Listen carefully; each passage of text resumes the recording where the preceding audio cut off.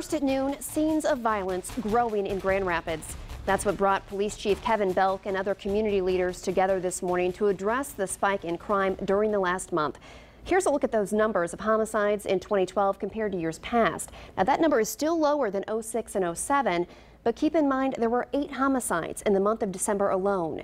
It's that number, as well as a number of other crimes in Grand Rapids, that has brought leaders together looking for a solution. 24-Hour News 8's Joe LaFergie was at the news conference this morning and joins us now live with details. Joe? Yeah, Maddie, you said it well. It is not the number, the overall number. If you look back, you take a look at averages over the last couple of years, and really that homicide and assault rate hasn't fluctuated that much. It is that surge since the beginning of December that has a lot of folks really concerned, and a little more perspective on the numbers on those homicides specifically since December. 3 of those deaths were the result of murder-suicide on the northeast side. One of those homicides may actually turn to a justifiable homicide case. The prosecutor is reviewing that right now.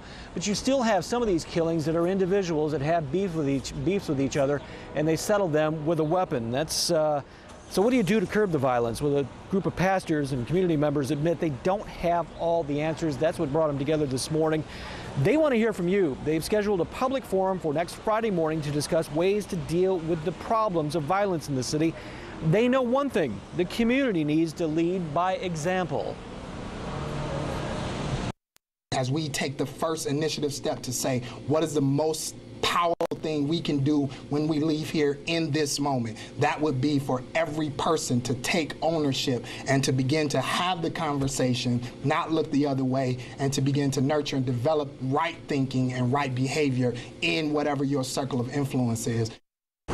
And that community-wide meeting is set again for next Friday morning, the 18th at 8 a.m. at Missionary Baptist Church here in Grand Rapids.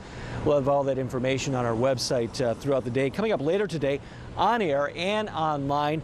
One-time member of the Wealthy Street Boys, you remember them as possibly one of the more infamous street gangs in the early 90s. A member of that gang who spent some prison time was at this meeting today. We're going to get his perspective on this call to end the violence. That'll be coming up later today on 24 Hour News 8. Right now, live in Grand Rapids, Joe LaFergie, 24 Hour News 8.